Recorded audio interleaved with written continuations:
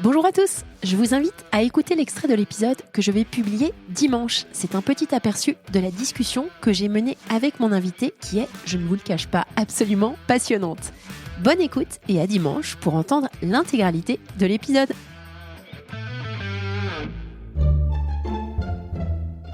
Solène Niederkorn vous propose FinScale, un éclairage sur l'innovation dans le monde de la finance, de la banque et de l'assurance.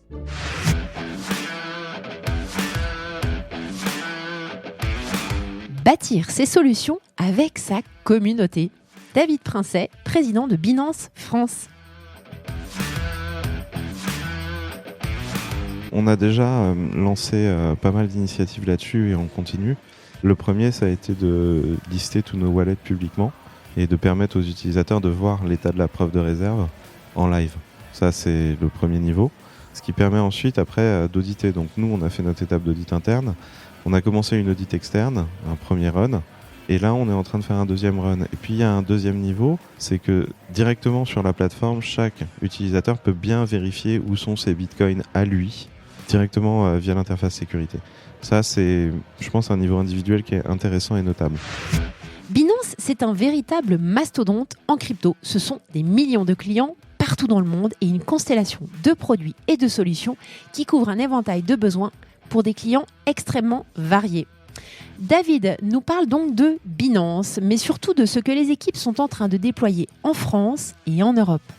L'ADN de Binance, vous le comprendrez, c'est aussi sa communauté.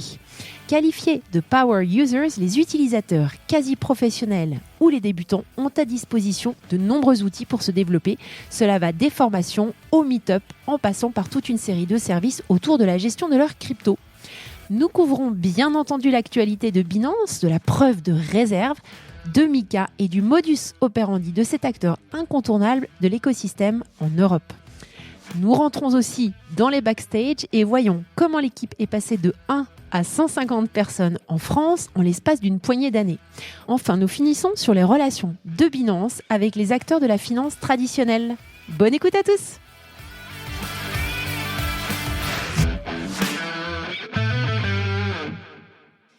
Bonjour à tous, bonjour David.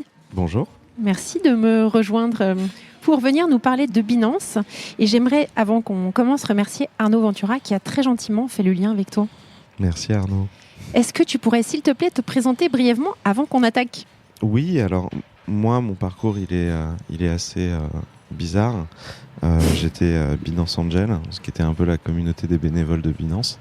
Je les aidais un peu ça et là pour des traductions quand ils étaient vraiment en train de s'internationaliser. J'étais un peu dans la blockchain, je voyageais et en même temps j'aidais les projets français à se faire connaître par les différents VC et aussi les différentes institutions de la blockchain un peu dans le monde.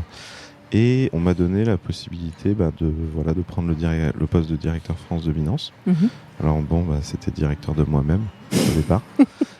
En quelle année ? C'était début 2021. D'accord. Et à partir de ce moment-là, j'ai essayé de mettre en place vraiment une structure. Et voilà, on en est là maintenant et avec tout le monde, avec toute une équipe, dont Arnaud. T'étais en finance avant, ton parcours avant Binance ? Non, pas vraiment. Moi, j'ai plus la track innovation en fait. Ouais, ok. J'avais fait, on va revenir sur le système très français qui est de se présenter par ses écoles. Pas forcément, tu sais, tout le monde n'est pas français sur le podcast, donc te sens pas obligé. Hein.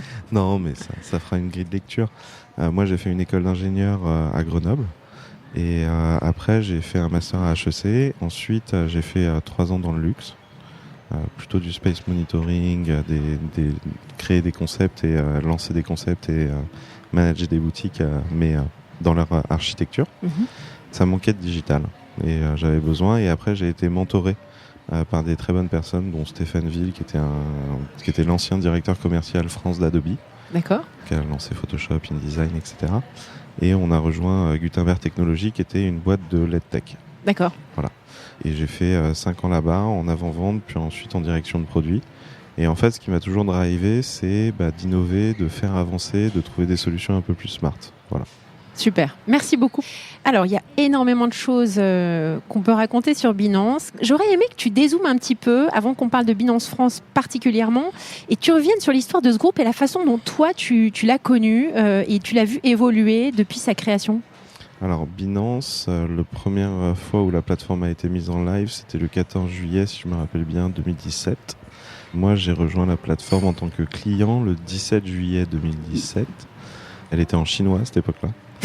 Je me rappelle que j'avais envoyé un message sur Telegram et que c'était Sizi qui m'avait répondu et qui m'avait demandé d'envoyer un message à marketing@binance.com pour la traduire et je l'ai jamais fait.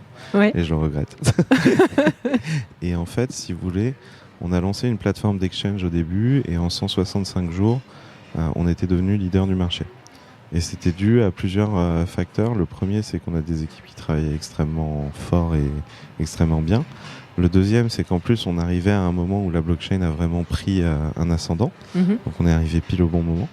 Le troisième, c'est que dû à cet ascendant, il y avait un vrai problème de capacité à onboarder tous les clients à la fois. Ouais. Et donc, c'était combien de clients par jour? T'as une idée ou pas? Non, je l'ai pas. Enfin, et puis c'était il y a longtemps et j'étais même pas chez Binance. Mais c'était, je sais que sur les chiffres qu'on donnait à peu près sur l'ensemble du marché, et qui n'était pas à Binance, qui était vraiment les chiffres de CoinMarketCap, etc., on était autour de 100 000 personnes par jour. La vache, ouais. Donc KYC de 100 000 personnes, etc. Viens avec. Big challenge. Voilà. Et donc, une fois qu'on est arrivé à ce niveau-là, en fait, vous avez une responsabilité quand vous êtes leader. C'est-à-dire que la course en tête, c'est pas pareil que la course en outsider. Quand on doit mener la voie, on doit faire ses propres choix. Et c'est ça qui est très important et je pense que c'est ça la capacité à laquelle Binance est quand même un peu la meilleure.